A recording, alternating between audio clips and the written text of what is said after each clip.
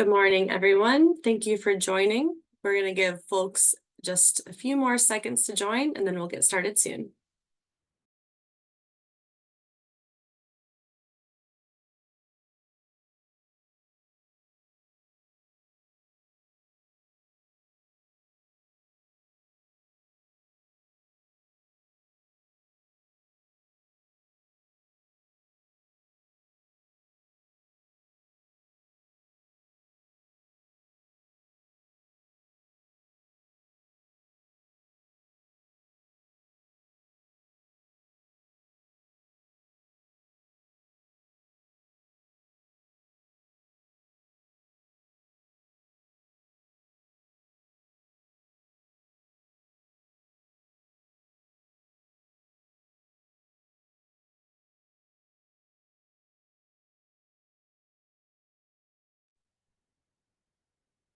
All right, let's go ahead and get started.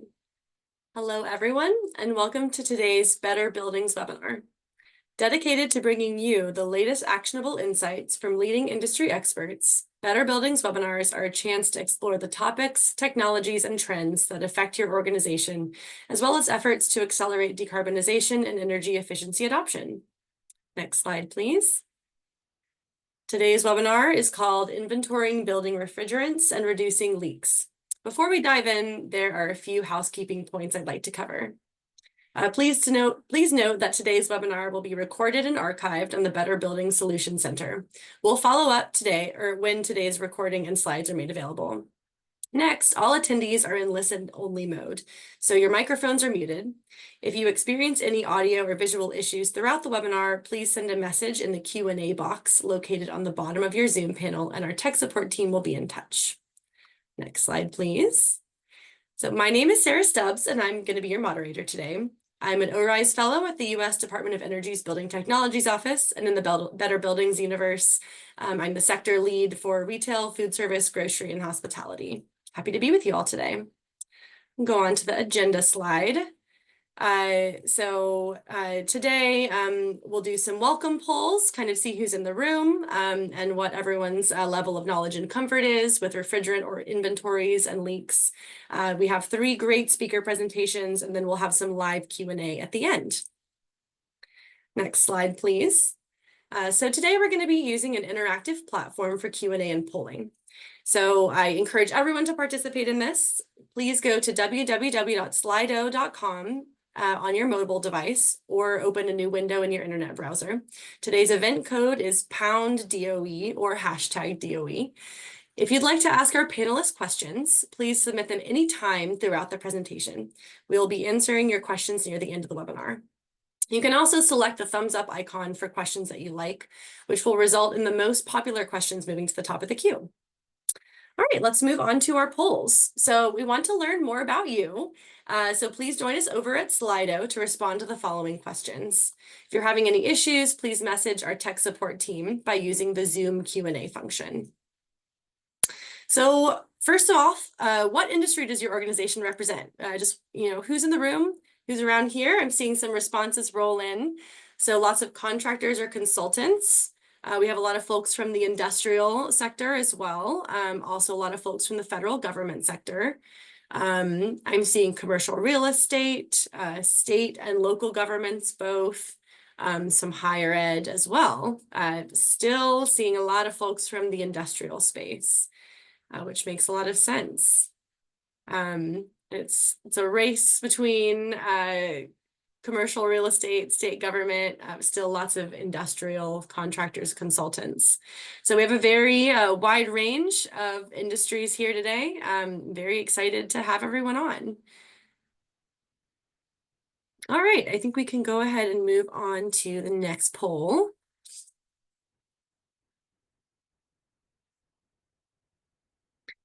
So our next poll. So what is your experience with creating a refrigerant inventory and tracking refrigerant use? So 1 will be no knowledge, all the way up to 5 is going to be very experienced. And then if you're neither one of those, somewhere in the middle, you can choose 2, 3, or 4.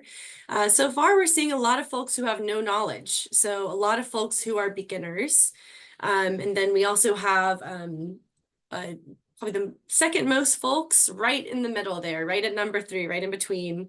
A lot of folks who have just a little bit of knowledge selecting 2, and then the smallest percentage of folks at the 5 saying they're very experienced.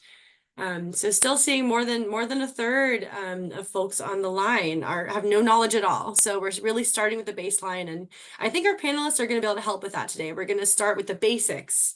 What are refrigerants and why should you track them? Awesome. So thank you all so much for telling us, and I'm glad to see that folks who are still trying to learn some of the basics and intermediate skills are here, and also really glad to see that we also have a handful of really experienced people on the line as well.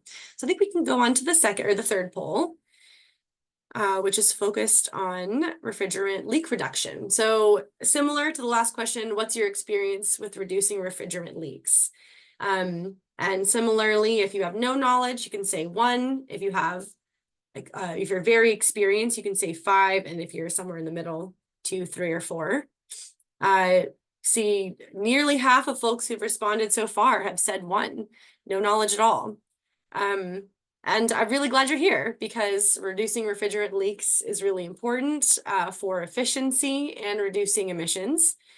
And so even more so than the first one, seeing still over half of folks have no experience in this space, and then a much smaller number of people on the line are saying a little bit experienced or a lot experienced.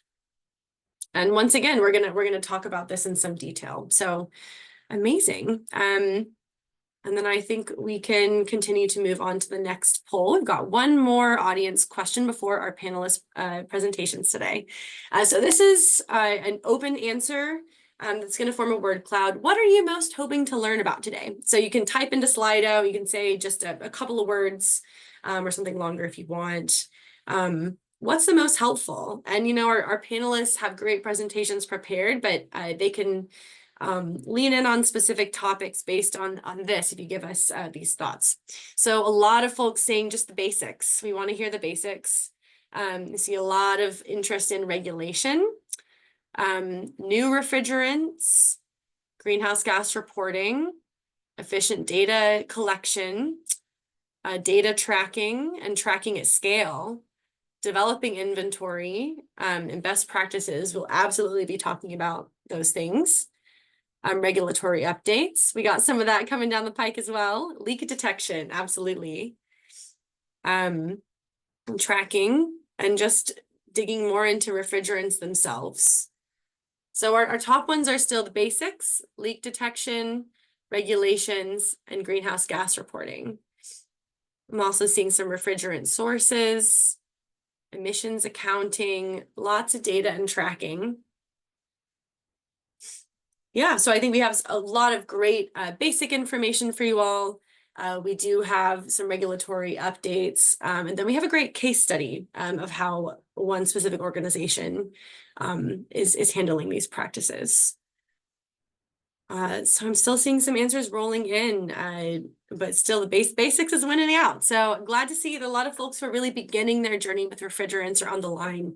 And hopefully we're going to be able to provide you all a lot of information on those basics and where you can get started with refrigerant inventories and leak detection. All right, so I'm seeing the polls slow down. So thank you all so much. This really helps us kind of know where you are in your refrigerant journey. So I think we can go ahead and move on to make sure that we have a lot of time for today's presenters. So next slide, please. So we have a great lineup of presenters today. We have Heather Goach from the National Renewable Energy Laboratory. We have Shanice Farquharson from the U.S. Environmental Protection Agency, and we have Puya Sultanian from IKEA North America. Thank you to all of us for being here. Thank you. Thanks to all of you for being with us today. Just getting all my words mixed up. So we can go on to the next slide, and I'm going to go ahead and introduce our first speaker today, Dr. Heather Goach. So Dr. Heather Goach is a research engineer at the National Renewable Energy Laboratory, or NREL.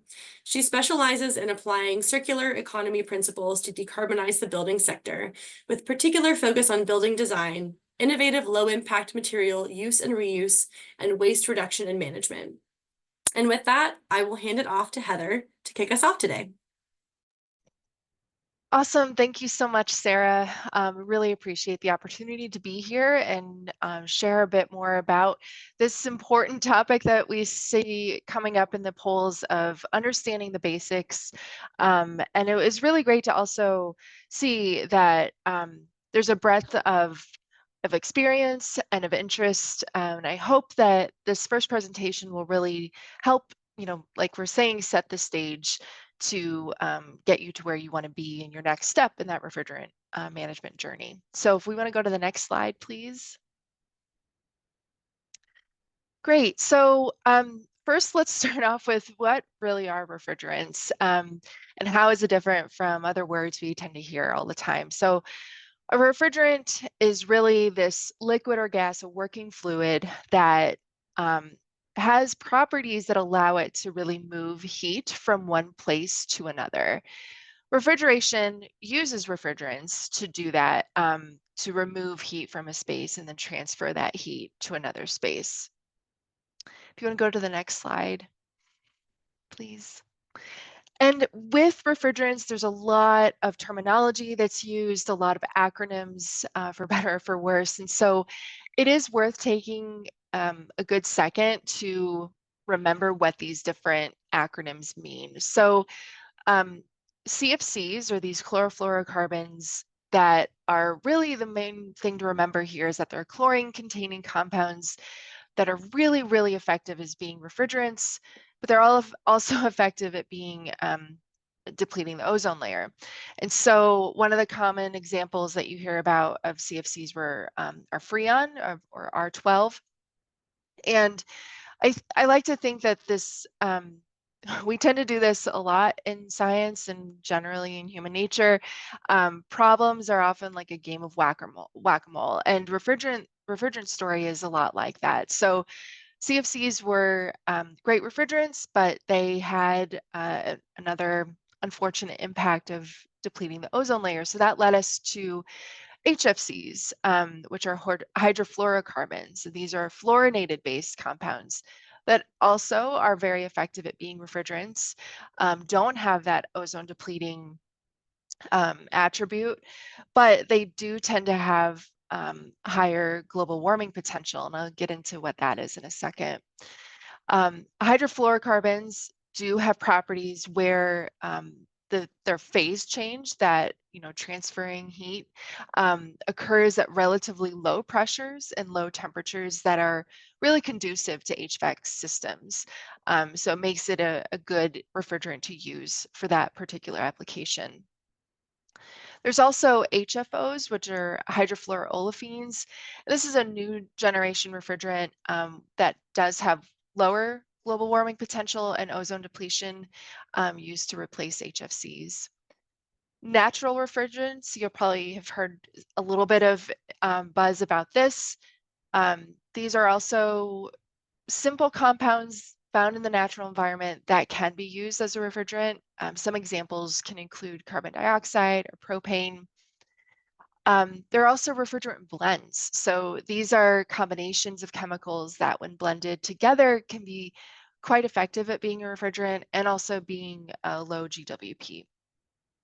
And so GWP is the global warming potential.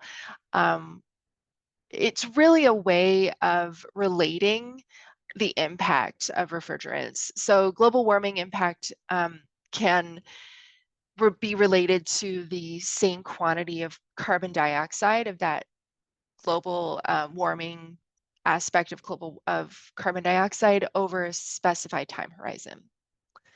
So if we go to the next slide. So this slide talks a bit more about that impact of refrigerants. Again, some other terminology that we tend to hear about in these conversations about refrigerants, but also just generally about carbon emissions accounting. You hear greenhouse gas emissions, you hear carbon emissions, you hear carbon dioxide equivalent emissions, and they may be used synonymously, but there is a little bit of a nuance that is important to remember. So the reason why we're all here is that refrigerants do act as greenhouse gases. So they do have an impact when they are released to the environment. As I mentioned in the last slide, carbon dioxide is used as a reference point for greenhouse gases. And so we use that GWP, or that global warming potential number, to determine the impact of that refrigerant in terms of greenhouse gas emissions. So releasing a refrigerant doesn't release carbon dioxide, but it releases that fluid does have a warming impact. And so that, again, this is a way to relate that to carbon dioxide impacts. So for instance, if a refrigerant has a GWP of say 1,000, it is the same as 1,000 times the amount of CO2 that's released as a greenhouse gas. So in the bottom here, we're showing the 100-year global warming potentials for different refrigerants.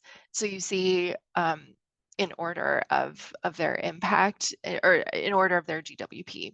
So CO2 has a GWP of 1, but then say 410A, which is an HFC, has a global warming potential of around 2,000. And so it has 2,000 times the impact of CO2 if the same amount of that gas was, or that entity was released. So if we go to the next slide. All right, so where are refrigerants found in commercial buildings? Where do we need to be tracking them? In short, refrigerants are really found all over our commercial buildings, and how we're accounting our impacts of commercial buildings. So traditionally we think of, certainly HVAC systems, or, your air conditioning unit, and they can be also found in your refrigerators, your freezers. Depending on how you calculate your scope emissions, you may also need to include the air conditioning units of your fleet vehicles in that calculation. Also, small things like water fountains or vending machines that are cooled, they will also have refrigerants in them. And so this picture, this image here, shows just where all over the place you can find refrigerants. The tricky thing then is tracking them and noting what type of refrigerant you have in each of these units, or how often they're serviced, and what was the measurement of the remaining refrigerant there, things of that nature. So first, it's important to know where exactly refrigerants can be found in your buildings. So if we go to the next slide.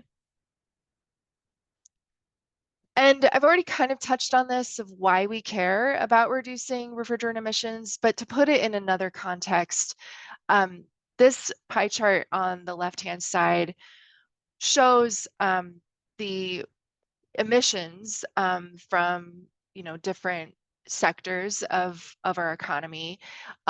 The part in green is shows emissions that are primarily from the buildings industry.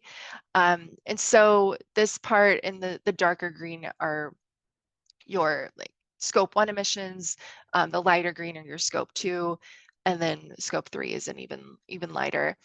Refrigerants can account for 6% of the total US buildings related greenhouse gas emissions. So it is also because of what I shared earlier of their relative impact with the GWP ranges. That's why you all are here, right, to learn more about how we can reduce these emissions. So if we go to the next slide. So I mentioned the whack-a-mole conundrum, and one of the things to keep in mind is that, yes, refrigerants do have, they can have an ozone depleting nature, but they can also have high GWPs. They can also have other things that we need to, attributes that we need to be considerate of. So these alternative refrigerants can have high toxicity or high flammability. There are two ASHRAE standards that really focus on this. So ASHRAE Standard 15 defines these categories of the relative high flammability and toxicity levels. You may have seen these like A3 or B2L. That's what this refers to. ASHRAE Standard 34 also defines refrigerant classifications for chemical makeup, toxicity, and flammability. Some examples of those alternative refrigerants, ammonia is considered a B2L refrigerant classification, and CO2 is considered an A1. So low toxicity and low flammability. So if we go to the next slide. All right, so here are some example refrigerants and their alternatives. Again, these are just some examples. We have, and we're divided up by how they're used or where they can be used. So packaged HVAC units, typical refrigerants are R22 and R410A. Their safety group classification and their relatively high global warming potential. Alternative refrigerants below that do show a different safety categorization, but also lower GWP. And then the same thing on the chiller, for the chillers on the right-hand side, you can see some examples of that.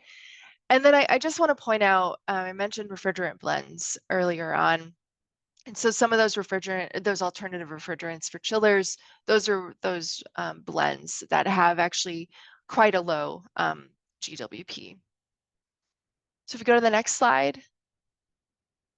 Yeah, and so this shows some examples of natural refrigerants and their classifications. So this table is actually taken from a fact sheet that is freely available that does focus on a topic that will be brought up in the next presentation.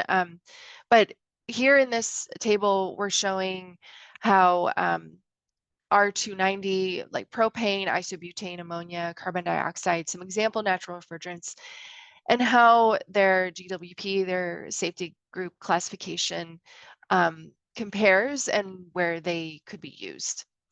So some things to just note briefly about these natural refrigerants. Hydrocarbons, so that's propane or isobutane, they do have a charge limit, primarily due to their high flammability rating. So you're limited to how much you can have on site.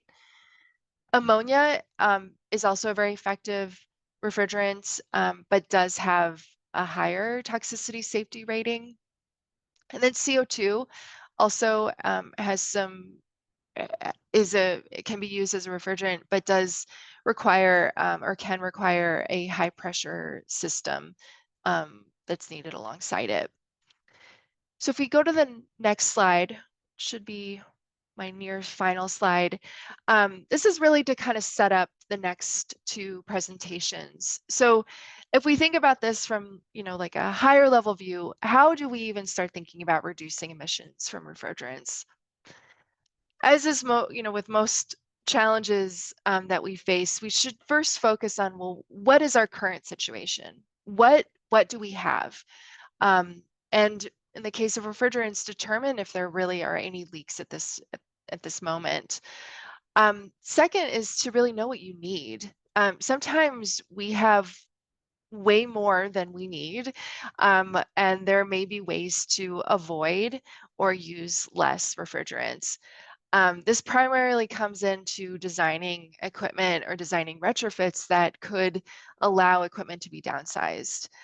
So sizing your equipment, maybe not for that peak load that only happens a percentage of the time throughout the year. But of course, considering all of what the other implications of that might be.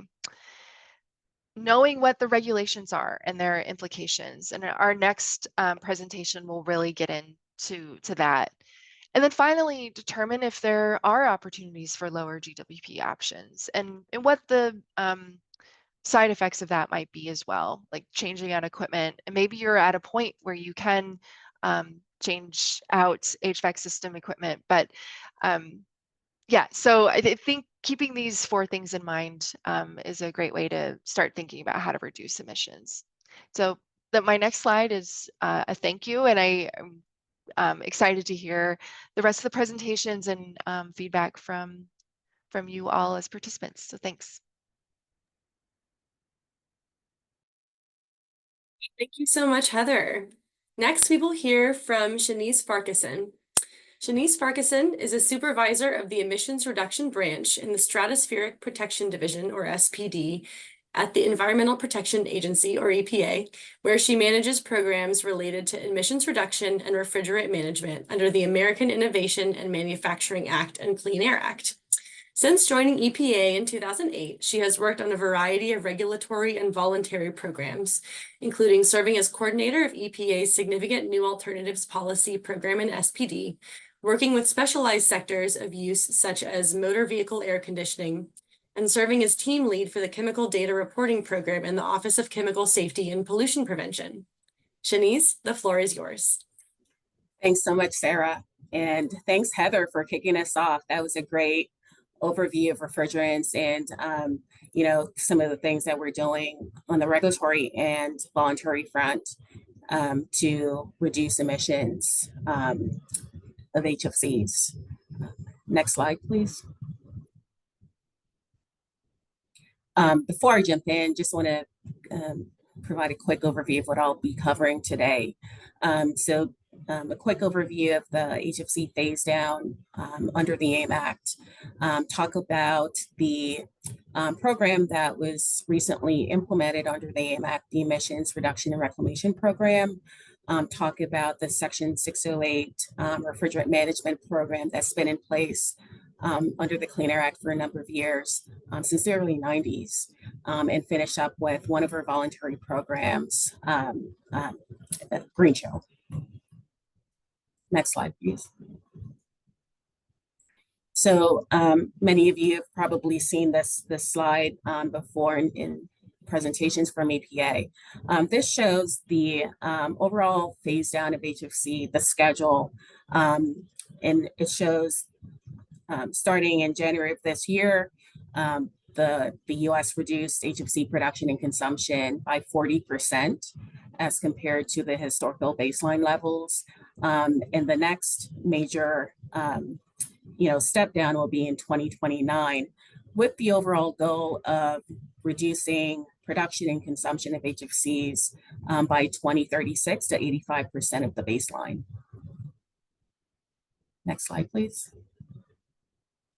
So to help EPA accomplish that goal, the AIM Act gives the agency the authority to address HFCs in three main ways. The first is to phase down HFC production and consumption through an allowance and allocation and trading program. That program has been in place since 2021 after the AIM Act was enacted in December of 2020. So that was the first program that was established under AIM. The second way is to manage use and reuse of HFCs by maximizing reclamation and minimizing releases from equipment. And then finally, is transitioning sectors to next generation technologies through restrictions on the use of certain HFCs in a number of sectors and subsectors. Next slide, please. So I mentioned that the AIM Act was enacted in December of 2020, and we've been quite busy. Over the last 3 years, we've issued a number of actions. As you can see, the most recent rulemaking, which established the Emissions Reduction and Reclamation Program, was a final rule that was published on October 11th, so a little over 2 weeks ago. And that rule covers a number of provisions for leak repair, use of automatic leak detection systems, and a number of other provisions. Next slide, please.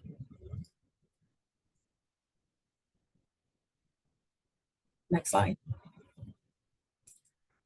And so I'll walk through some of the provisions that are related to leak repair and emissions reductions on the next few slides. But just to provide a little bit more background subsection H of the AIM Act, what it authorizes us to do.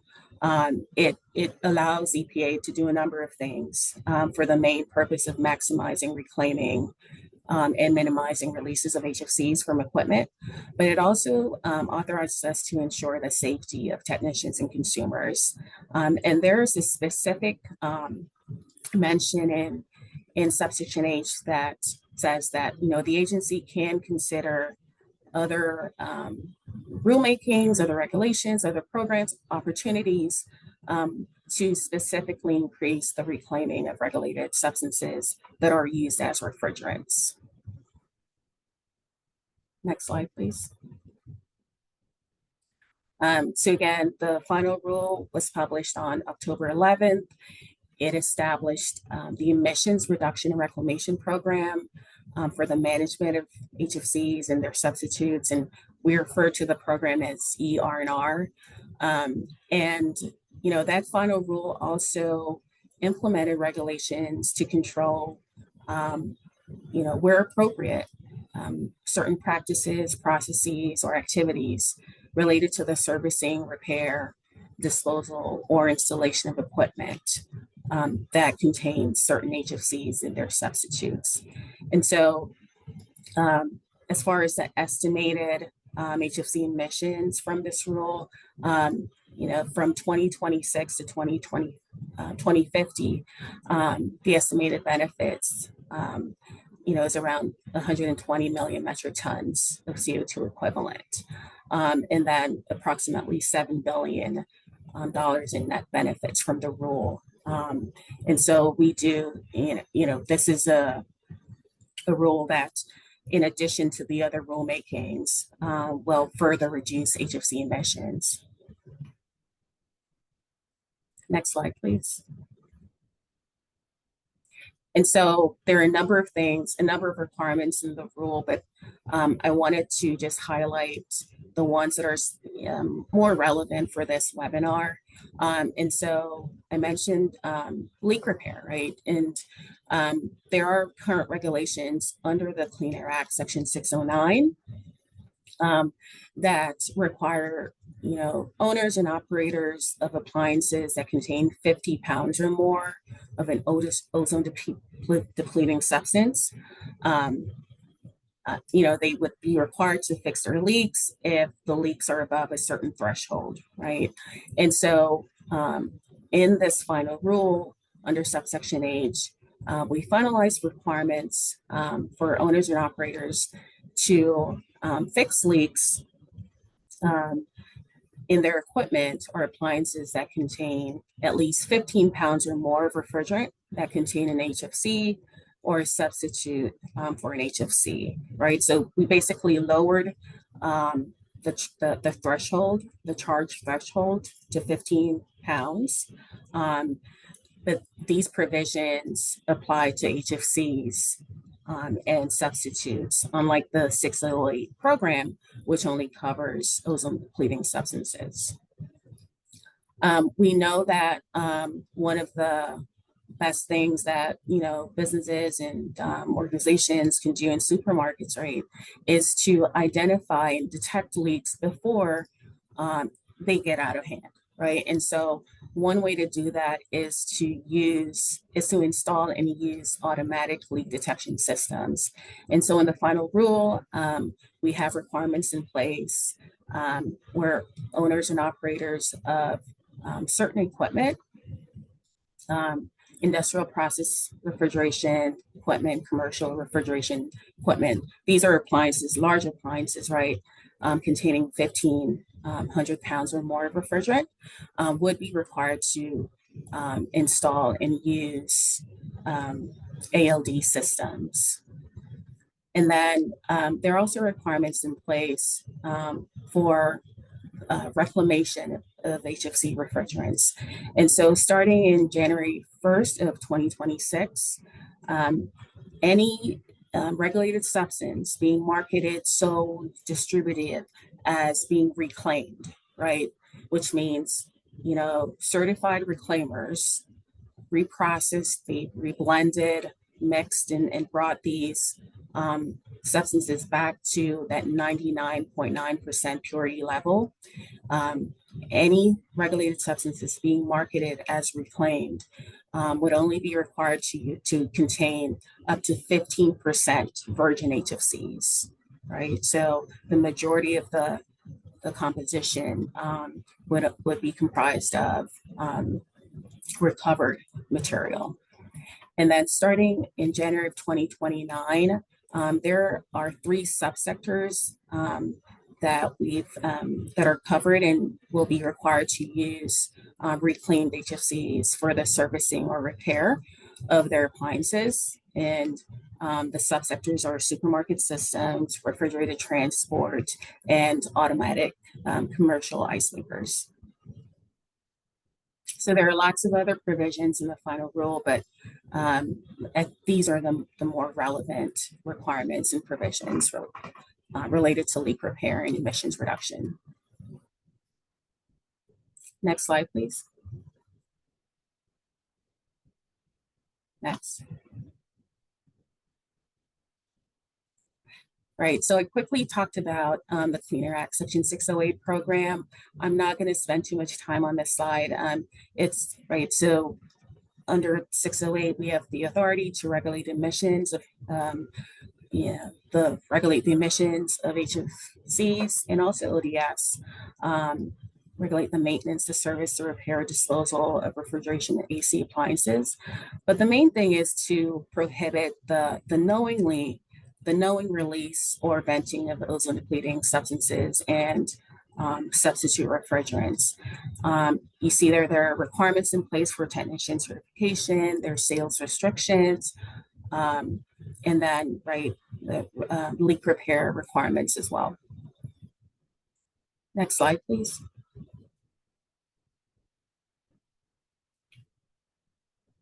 Next slide.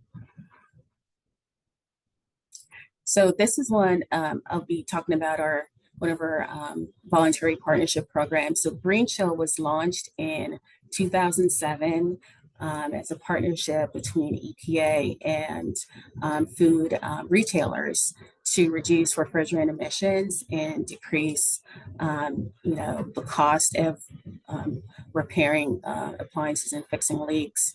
And so Green Chill's mission is to incentivize and support the supermarket industry to transition to zero ozone depletion potential or lower global warming potential refrigerants. It's also intended to lower refrigerant charge sizes and eliminate leaks. And we also support the industry in adopting advanced refrigeration technologies and best practices to help minimize releases and emissions. Next slide, please. So a typical supermarket refrigeration system contains about 3,500 pounds of refrigerant. And based on information from the Food Manufacturing Association, or FMI, we know that the national average leak rate is about 25%. The Green Chill partners report to EPA on an annual basis, and based on data as of 2023, the average leak rate, by Green Chill partner stores is about half of the industry average, right? So this includes just best practices, trying to identify those leaks ahead of time, getting ahead of the leaks, because we know that,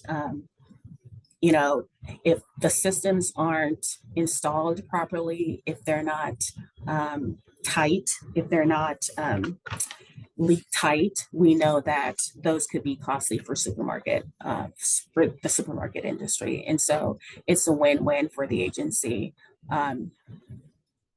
Next slide, please. This slide illustrates the transition to alternatives in the supermarket industry. And so you could see in 2007, when Green Chill was developed, R22 or HCFC 22 was the predominant refrigerant being used, right? And since then, you could sort of see the transition to I would say, more lower GWP refrigerants, but also there's a wider array of refrigerants. And R22 now represents 10% of the installed stock of refrigerant. So I think this is I love this this graph because it shows just the transition within the industry moving towards those lower GWP refrigerants. Next slide, please. I mentioned this before. So the Greenfill partners, they take proactive steps, right? Preventative steps, right? They ensure that their appliances are properly maintained. Their procedures and standards that they follow to help reduce their leaks compared to the national average. Next slide, please. Right, so it's tracking leaks, preventing preventative maintenance practices, leak repairs, reducing leak potential, right? So some of the things I've already covered. We are hearing from some supermarkets that there are some challenges of finding qualified technicians to maintain their appliances and reduce leaks in their stores.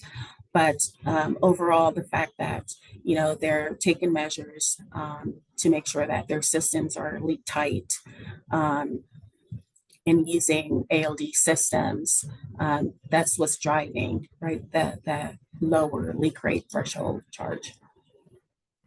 Next slide, please.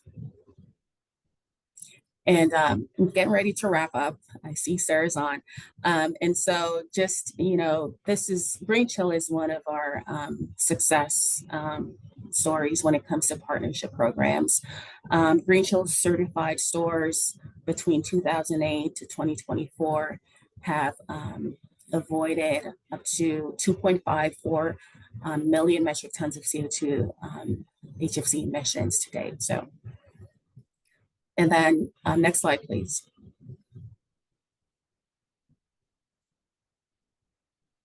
All right, lots of cost savings for supermarkets since the development of the Green Chill program. Next slide. And just to finish up, we wanted to just put a spotlight on one of the Green Chill partners, Weiss Markets. You can see there, starting around 2007, their average leak rate, and then just throughout the years, that leak rate has decreased, right? And that's a 3-year average. Next slide, please. So I know I covered a lot. I had to sort of speed up there at the end, but I have a few links here that folks can check out. And if you have questions, you could certainly reach out to me. And I know there's a Q&A session at the end. So thank you for your time.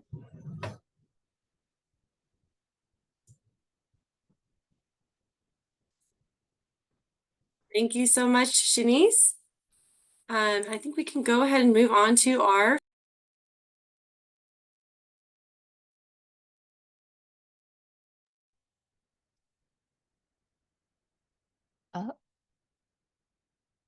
It looks like she's back. All right, thank you all. Sorry about that, having some tech difficulties. A quick reminder to our audience to send any questions you have into Slido at www.slido.com, event code #DOE. And now we will hear from our final speaker, Puya Sultanian. Puya, a professional engineer, holds a Master of Applied Science and Mechanical Engineering. Presently, he works as the cluster engineer at IKEA North America Real Estate, focusing on construction projects and sustainability and climate positive initiatives. His interests are sustainable passive design, infrastructure decarbonization, renewable energy production, maximizing energy efficiency while maintaining profitability, and value engineering and cost consciousness. Puya, take it away. Thanks, Sarah. Appreciate the opportunity, and thank you, Heather and Shanice, for the great presentations. And it's always great to hear the insight from the government and regulatory sections. Within the next few slides, I'll be covering how IKEA is tackling the refrigerant topic, and basically I'll walk you over the roadmap that we have developed. Next slide, please. Before I jump into the roadmap or, the way that we're looking at it is I would like to go over a few backgrounds and information related to backgrounds about refrigerants. When we talk about refrigerants, there's always GWP that stands out, but it's important to look at it from a holistic approach and look at it. All right, so GWP, ODP, and TWI. So there are different ways that refrigerants are impacting the environment. And it's important to look at it from a life cycle analysis standpoint, look at it from every angle that a refrigerant could impact the environment. Next slide, please. So we started by developing a roadmap to basically look at it from look at the refrigerant kind of challenge from more like a scientific based way of looking at it. So we started by defining the scope. So technically we wanted to look at it and say, all right, so what do we want to achieve out of it? What are the boundaries? When we say refrigerants, what do we mean? Is it IKEA food? Is it our HVAC systems? Technically trying to define the boundaries of the initiative. What do we want to be? What are the goals? What are the short-term and long-term goals? Next step for us was to understand where we are. What is our current position? What kind of refrigerants do we use in our facilities? How much of it are we using? What are our leak rates for the refrigerants? So basically, the current position audit and auditing the inventory of our refrigerants. Next step was to measure the gap. So we know where we are standing. We have some goals that we wanted to achieve. It's now the delta between where we are standing, where we want to be, or the point A and B, and then obviously evaluating the options or solutions to take us from point A to B, or technically from where we are to where we want it to be in. Come up with plan and implementation or execution plan to implement the solutions that we have developed. Next slide. Our next step was to do a portfolio study. IKEA operates all the way from East Asia to North America. So we have assets that are located in different countries. So for us the first step was to look at it, not only from the inventory standpoint, but also from regulations. How do we deal with refrigerants in our portfolios across the globe? One of the items was the policies and legislations, and it varies from country to country. And because we operate in majority of these countries and screen, it was important to know, based on our goals, what are the challenges that we have with the regulations in each country. Sometimes we're ahead, sometimes we're behind, basically our goals. When we're ahead, we would like to keep it that way. We would like to make sure that we take the extra step, and where we see there might be some challenges in complying with regulation, we will basically adjust our goals to make sure that we comply with the regulation. So what we did was some analysis to make sure that we're in compliance in all these countries and locations. Next slide, please. So these policies are they have a direct and indirect impact. The direct impact is on the manufacturers and importers, basically we are the end user. So there's no direct impact on IKEA, but what it does, it pushes the industry to come up with equipment that they use a lower GWP refrigerant. So it's in our favor. It helps us to move faster towards our goals. It makes high GWP refrigerants less available or more costly. And at the same time, it helps industry to push for more availability and equipment that use lower GWP, and consequently decreases the cost of ownership and purchasing these equipment. So all in all, the regulations are in our favor. It helps us to move faster towards our goals and be more successful in achieving the interim and the long-term goals that we have. Next slide, please. Technically, looking at a roadmap and analysis, we come up with a few outcomes. One of them was to look at low GWP refrigerants. We tried to look at it from different perspectives that are outlined on the left side of the screen: GWP safety, PFAS, capital cost, efficiency, and equipment lifetime.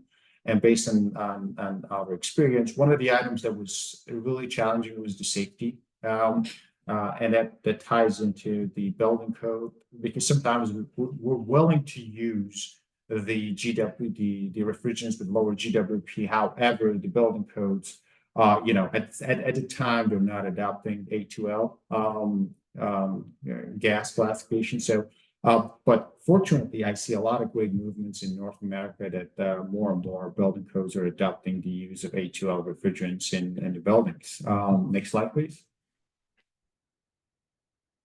For the existing assets, we looked at some of the refrigerants that are kind of dominant, are using more than the other refrigerants, and we looked at it from the end of life cycle standpoint. So let's say if we have a chiller or an equipment that needs to be replaced, instead of going with R410A that might be available in some markets, we would like to use the refrigerants that are suggested on the third column. And basically, these are based on availability and the type of refrigerants that are available in different countries. So they have a lower GWP compared to the traditional R410 or R134A.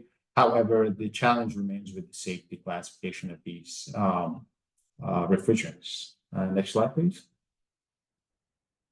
So for existing equipment, we looked at retrofit and drop-ins. Retrofit is basically end of life cycle management.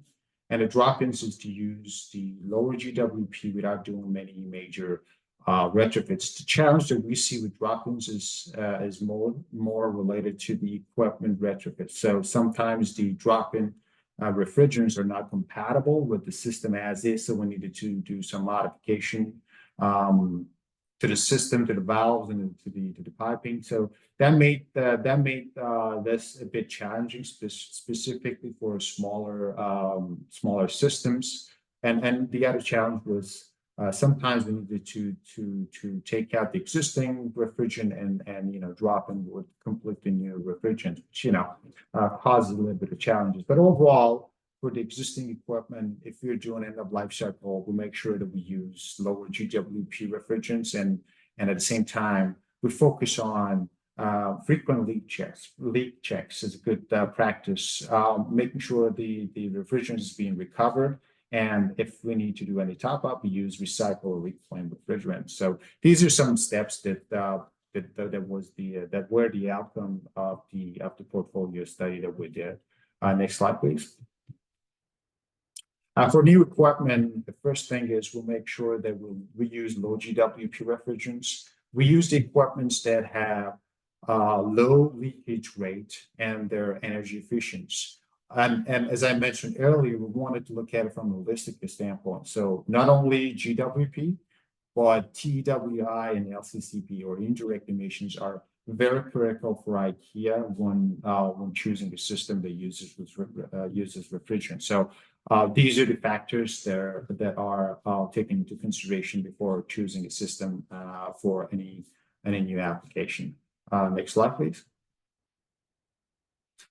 This is the last slide, but I'll focus on the 9 outcomes or opportunities and challenges that we identified based on the portfolio study and also our experience managing the program.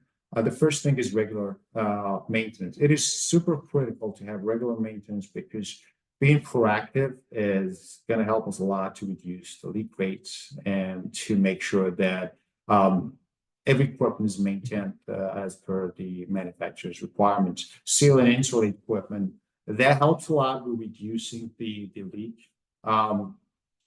leak rates, or even if the leak happens, you make sure that there's no contamination. And insulation equipment is going to help us a lot with reducing the energy loss. Employee training is super critical. The more the technicians and employees are trained, the more regular maintenance is going to be successful. So these are all tied in together. Equipment, trying to centralize equipment, that helps a lot with reducing the amount of refrigerant that we use for the same application, and it centralized the use of the refrigerant, meaning that you have all your refrigerants kind of centralized in one part of the system. So if any leaks happens, you know where to go. And then even that helps a lot with the regular maintenance because you need to focus on that part of the system that has the refrigerant to make sure that there are no leaks. Documentation and record keeping. Not only that helps a lot with lesson learned and transferring information within the organization, but it helps a lot with making sure that the O&M is being taken care of. Recovery is always important. Make sure that any refrigerant leaks and anything that we change is always recovered. Periodic leak testing is super critical because as much as you be proactive, there's still a chance that leaks could happen. Holistic approach.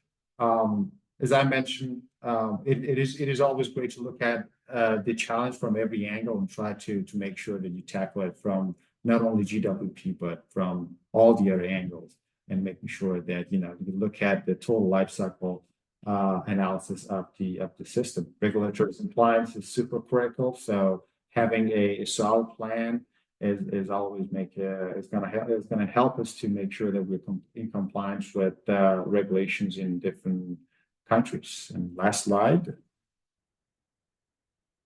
Thank you. TAC in Swedish means thank you. Thank you very much. Thank you so much, Puya. And thank you to all of our panelists for your insightful presentations. I think next slide, please. I want to quickly encourage all attendees to download our additional resources handout shared in the Zoom chat box, which contains some more resources that you can continue perusing after today. And we're close to the end of our time today, but let's move on to, I think we can take probably just one question. Thank you all so much for your participation, for all these insightful questions as well. I think we can go on to to showing the questions. So even though we've run out of time because our speakers had so much wonderful information today, I just want to say that we will be providing some answers to our top voted questions as one of our webinar follow-ups today as well. So before we go to our closing information, I just want to highlight our highest question today for our panelists. So what are common pitfalls / issues that you see in companies' refrigerant management plans? So any of our panelists, just in the last minute or so that we have, any, I think, rapid fire thoughts on this question today?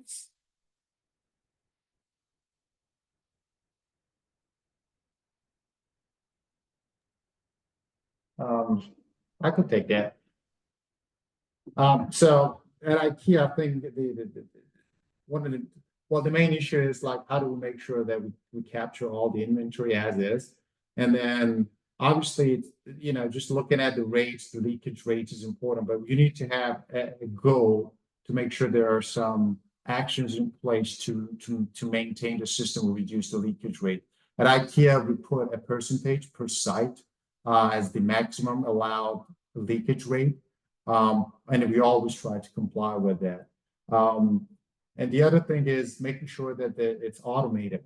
Again, depending on the size of the company, it's important to have every data centralized, and that the bigger you get, it's going to be more challenging to use just like one Excel file. So having a proper inventory kind of platform would be extremely helpful. Thank you so much, Puya. And unfortunately, I think we're going to have to follow up with these other questions offline. So you all will receive a follow-up on that, on these top voted questions. So we can move back to the deck and go through our final slides here. So just wanted to call out our fall webinar series. This is part of various webinars in the lineup. We have great presentations every Tuesday through the end of the year, and you can visit the Better Building Solutions Center to learn more and register. Next slide, please. So our next webinar will be on November 12th, titled Growing Your Green Team, Engaging Residents and Staff for Successful Decarbonization Projects. Next slide, please.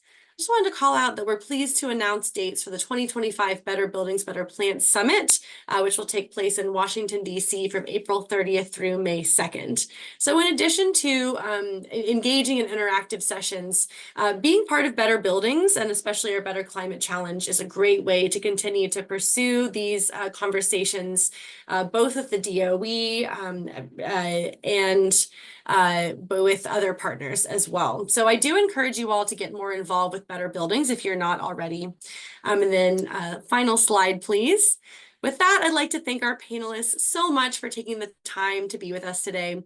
Feel free to contact our presenters directly with additional questions. And then in addition, we will follow up with a Q&A document to follow up on some of the questions that we received today. I encourage you to follow the Better Buildings Initiative on LinkedIn and X for all the latest news.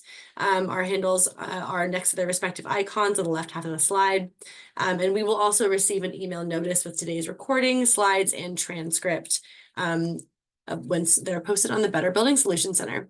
With that, thank you for staying with us for an extra minute today. Really appreciate everyone being on today, and have a great day.